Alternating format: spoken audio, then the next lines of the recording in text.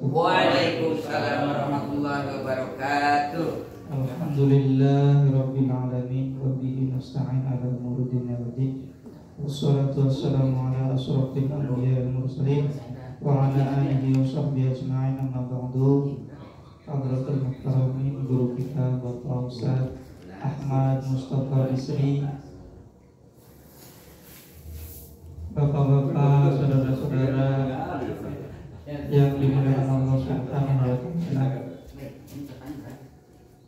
puji syukur marilah kita curah limpahkan kepada Allah Subhanahu wa Ta'ala yang telah melimpahkan kepada kita nikmat iman, nikmat Islam, nikmat ihsan, nikmat sehat walafiat, nikmat puasa, nikmat bulan Ramadan, yang alhamdulillah ini adalah anugerah yang sangat besar dan luar biasa yang patut kita syukuri. Semakin kita bersyukur, insya Allah akan ditambah-tambah nikmatnya oleh Allah Subhanahu wa Ta'ala. Salawat senantiasa salam marilah kita curah limpahkan kepada baginda Nabi Muhammad sallallahu alaihi wasallam, kepada keluarganya, sahabatnya, dan kepada para pengikutnya yang hidayah mulia. Bapak-bapak yang dirahmati Allah Subhanahu wa Ta'ala, terima kasih atas kehadirannya pada kesempatan kali ini, di mana banyak yang lain banyak kesibukan. Alhamdulillah kita tetap dipertemukan pada kesempatan kali ini sebagai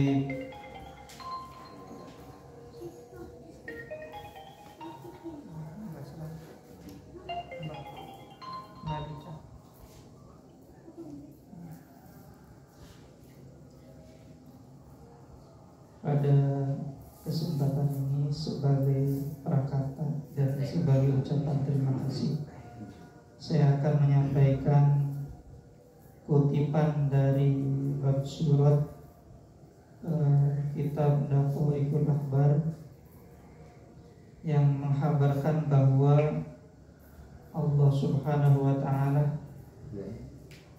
menimbang, menghisab hambanya. Setelah dihisab, amal keburukannya lebih unggul daripada amal kebaikannya, sehingga Allah memerintahkan kepada hamba ini untuk masuk ke neraka. Kemudian Allah memanggil malaikat Jibril, suruh menyusul si hamba ini. Wahai malaikat Jibril, tolong susul hambaku itu. Kemudian malaikat Jibril menyusul. Kemudian Allah Subhanahu wa Ta'ala berfirman, wahai malaikat Jibril, tolong tanyakan, apakah hambaku itu pernah duduk bersama orang alim? Nah, pernah duduk bersama orang alim artinya pernah duduk ngaji bersama seperti ini. Kalau jawabannya iya, masuk neraka, masuk surga. Kalau jawabannya tidak, tolong tanyakan lagi. Kemudian orang tadi jawabnya tidak pernah ngaji. Kemudian tidak pernah duduk sama orang alim. Kemudian orang itu disuruh oleh Allah, malaikat suruh menanyakan lagi, apakah pernah jadi panitia konsumsi, kira-kira gitu, pernah menyuguhkan. Ya, contohnya di sini siapa itu? Pakung. Spesialis. Apakah pernah jadi seksi konsumsi, pernah menyuguhkan untuk orang-orang alim? Kemudian orang itu menjawab pula tidak pernah. Kemudian malaikat tolong tanyakan lagi, apakah orang tersebut pernah mencintai waktu di dunianya, mencintai orang alim? Kemudian jawabannya tidak pernah juga. Apakah pernah memberikan sesuatu kepada orang alim? Memberikan sesuatu apa saja ini? Bisa mungkin kayak Obay gitu ngasihnya rokok gitu. Walaupun sekedar sebatang rokok. Walaupun itu hukumnya makruh Obay, kalau ngasihnya ke orang alim ini nanti itu ada balasannya. Apalagi ngasihnya yang berharga gitu kan, ngasih bingkisan atau ngasih yang sangat berharga, ngasih uang dan sebagainya, apalagi yang memberikan fasilitas itu lebih luar biasa lagi. Kemudian orang tersebut bilangnya tidak juga ini. Kemudian apakah cinta terhadap orang alim waktu di dunia? Tidak juga. Malah yang orang alim di YouTube malah komentar dijelek-jelekin semua. Kemudian tolong tanyakan lagi, apakah orang tersebut mencintai orang yang cinta terhadap orang alim? Kemudian orang tersebut bilangnya iya. Apakah kamu cinta sama Pak Ojat? Pak Ojat kan suka ngaji gitu. Kata orang tersebut, iya saya temannya Pak Ojat gitu. Apakah kamu benar temannya Pak Ojat? Iya benar, saya dulu temannya Pak Ojat, sama-sama jadi supir dulu. Nah, karena kamu temannya Pak Ojat, udah kamu sekarang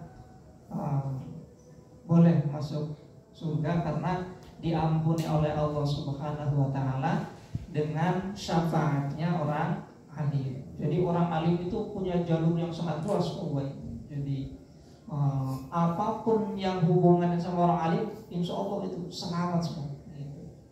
Jadi jangan sampai kita jauh terhadap ulama, jangan sampai kita jauh terhadap para dai, para guru. Kita harus merapat karena nanti di akhirnya akan semakin dekat, semakin cepat.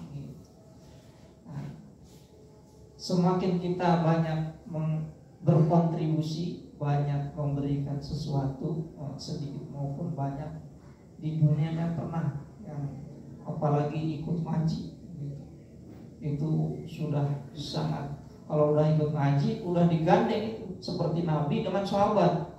Kalau Pak Kiai, ulama-ulama besar sama santri-santrinya yang sekarang jadi ustaz-ustaz. Pak Ustaz sama ini, Pak Ubay, sama Pak jamaah-jamaahnya.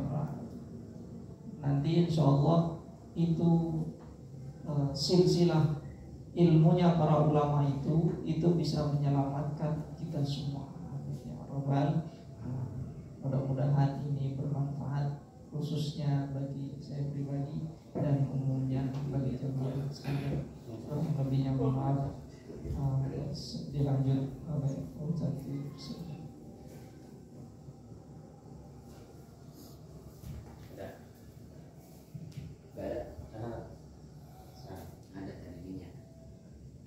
Assalamualaikum warahmatullahi wabarakatuh. Waalaikumsalam warahmatullahi wabarakatuh. Alhamdulillahilladzi ja'ala Ramadan syahran ibadah. Wassalatu wassalamu ala Sayyidina Muhammadin Rasulillah, Sayyidina Muhammad ibni Abdillah wa ala alihi wa sahbihi wa mawalah. Amma ba'du, fa subhanaka la ilma lana illa ma 'allamtana innaka antal alimul hakim. A'udzu billahi minasy syaithanir rajim. Inna anzalnahu fi lailatul qadr wa ma adraka ma lailatul qadr. Lailatul qadri khairum min alfi syahr. Tanazzalul malaikatu war-ruhu fiha bi'idni rabbihim min kulli amrin. Salamun hiya hatta matla'il fajr. Sadaqallah wa sadaqa rasuluhu nabiyul habibul karim. Walhamdulillahi rabbil alamin.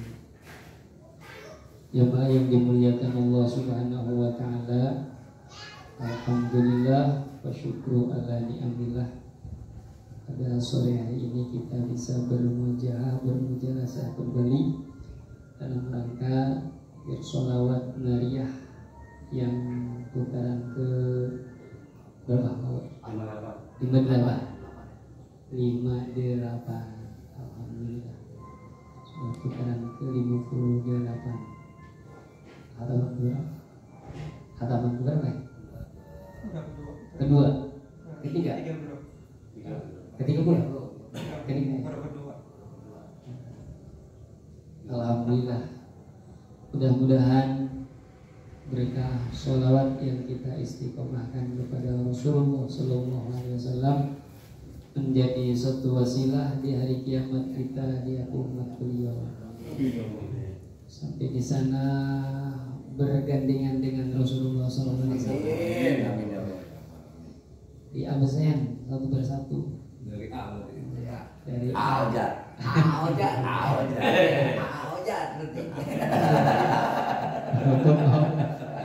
Aman. Dia.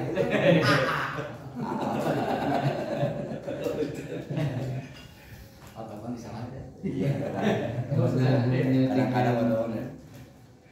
Gerbong sholawat ya kita bisa umat Nabi Muhammad Sallallahu Alaihi Wasallam. Jamaah rahimakumullah.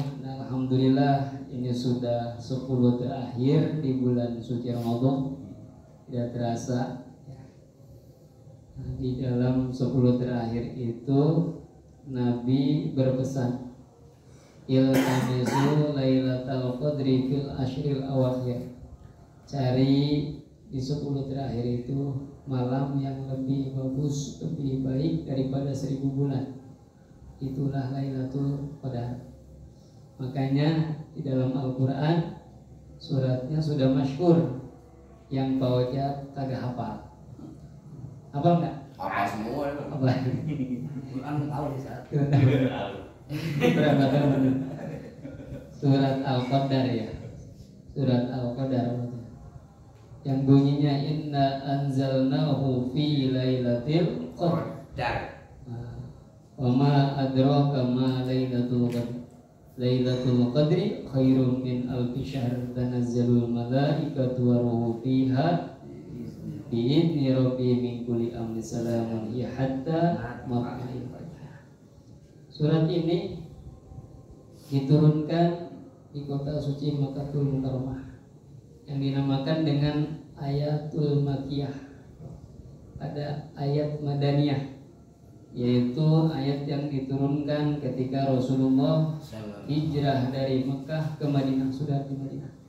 Kalau ayat Makkiyah, surah Makkiyah, itu berarti Rasul masih di kota suci Mekah, belum hijrah ke Madinah. Ayat Makkiyah. Nah, ini surat Makkiyah. Jumlah ayatnya ada berapa, Pak Ujat? Nggak tahu. Jadi itu ya. Jumlah hurufnya apalagi? Nggak pernah dihitung, Ustaz. Orang baca aja deh. Baru kenalnya suratnya juga. Itu luar biasa. Surat Al-Qadar ini asbab nuzulnya, sebab turunnya surat Al-Qadar. Di antaranya salah satu yang diriwayatkan dari Ibnu Abbas radhiyallahu anhu. Ketika Rasulullah sallallahu alaihi wasallam berada di dekat malaikat Jibril, beliau diceritakan tentang sosok pejuang yang hidup di zaman Bani Israel, di zaman Nabi Musa, dari kalangan Bani Israel. Siapa namanya? Sam'un al-Ghazi, bukan al-Ghazo. Kalau al-Ghazo kata Pak Toman, al-Ghazi Pak Ojat. Sam'un al-Ghazi artinya orang yang berjuang, yang berperang, membela agama tauhid diilahi kalimatillah. Kurang lebih selama 1000 bulan, yaitu 83 tahun 4 bulan. Wa kana silahuhu lahyu jamalin wa laysa lahu ghairu min alati harb. Alat perangnya bukan pakai pistol, bukan pakai panah, bukan bukan babu runcing, bukan. Batu. Batu bukan bangunannya, bukan. Lah di zaman ini itu geraham unta. Ya. Geraham unta, jadi geraham unta nih. Ya. Itu alat ketika Samun Al-Ghazi memerangi orang-orang kafir pada waktu itu. Sekali tebas, wah, nggak terhitung bilangannya orang kafir mati di tangan Samun Al-Ghazi. Hebat nih. Karomahnya ketika beliau lapar dari geraham unta itu keluar daging. Ketika sedang haus ada air. Inilah kehebatan Samun Al-Ghazi, diberikan keistimewaan oleh Allah Subhanahu wa Ta'ala. Siangnya berpuasa, malamnya ibadah tahajud selama 1000 bulan, yaitu 83 tahun 4 bulan. Cuman ya begitu, ketika orang-orang kafir ingin membunuh Samun Al-Ghazi supaya dakwahnya itu ya, kagak jadi. Dakwah Samun Al-Ghazi itu dakwahnya jadi mujahidnya nggak jadi, ke Palestina project nggak jadi ya. Nah, bagaimana caranya? Kata orang kafir, susahnya kalau dibunuh susahnya. Ini orang hebat ya. Kalau sekarang mungkin Samson ya, kagak terkalahkan, nggak ada kelemahannya, nggak tahu kita ini. Nah, akhirnya istrinya tuh didatangi. Nah, istri Samun Al-Ghazi diiming-imingin oleh orang-orang kafir, kalau bisa membunuh suamimu, nih bongkahan emas. Istri bawa aja dikasih bongkahan emas. Walilah. Pokoknya siap katanya. Pokoknya tahu-tahu cair seperti es krim. Ya colok. Nah itu ya, itulah tabiat wanita, tergiur dengan bongkar emas. Akhirnya dicari kelemahan suaminya tuh Samun Al-Ghazi, diikat pakai tambang bisa lepas. Susah ini. Begitu mau diikat ternyata kata Samun, ini siapa yang? Saya kan. Wah. Lepas tuh seketika. Ternyata singkat cerita kata Samun, pelepasan nih. Wahai Mamah Abian, oh jadi ini Maya. Hanya satu kelemahanku.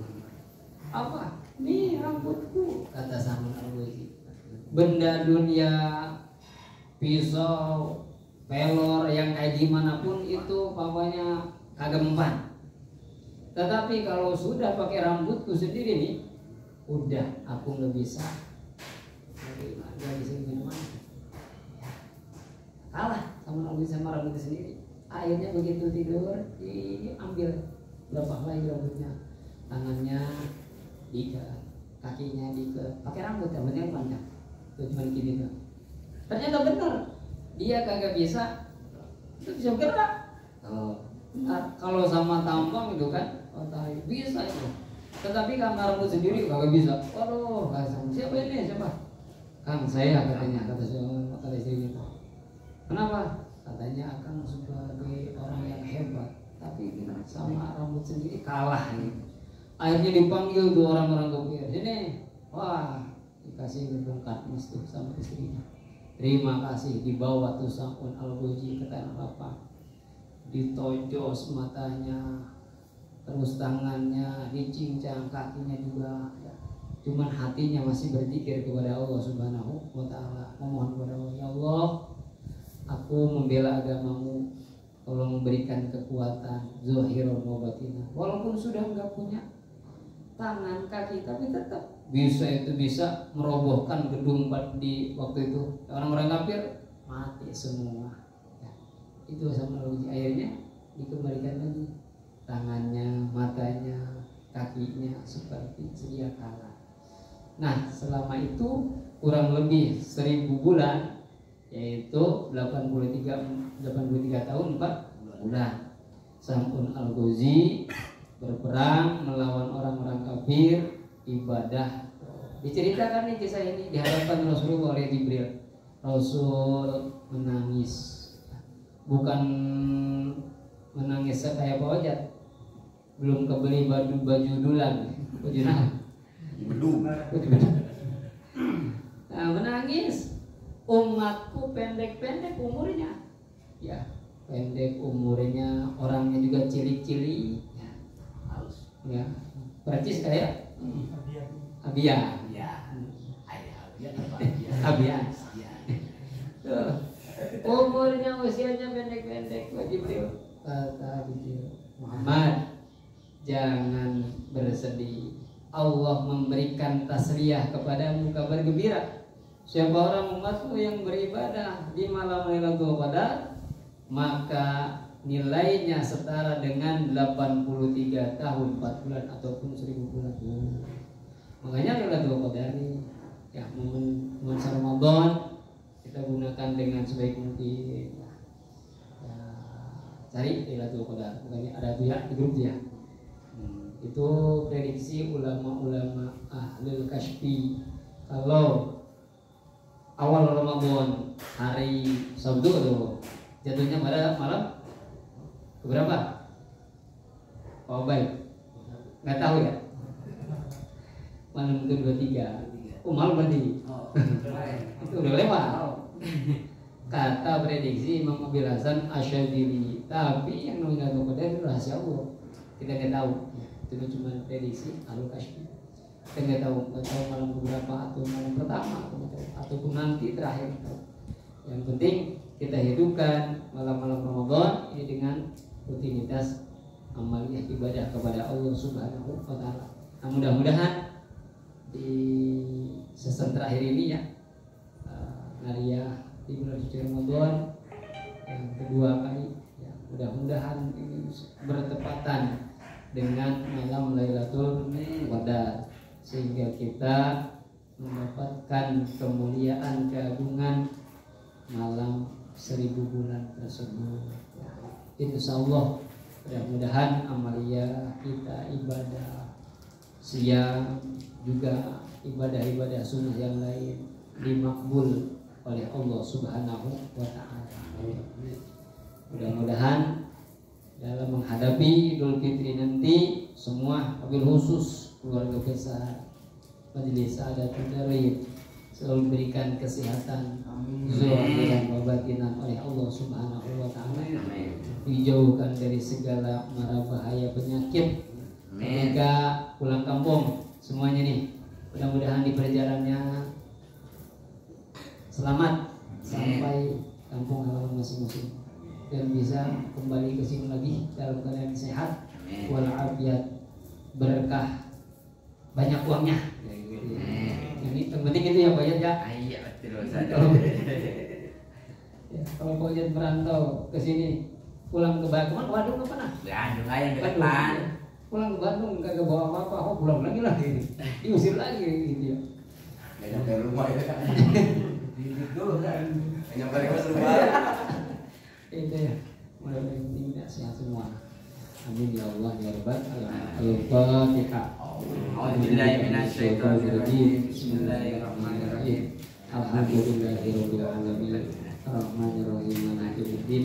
Iyyaka na'budu wa iyyaka nasta'in. Ihdinas siratal mustaqim. Shiratal ladzina an'amta 'alaihim ghairil maghdubi 'alaihim waladdallin.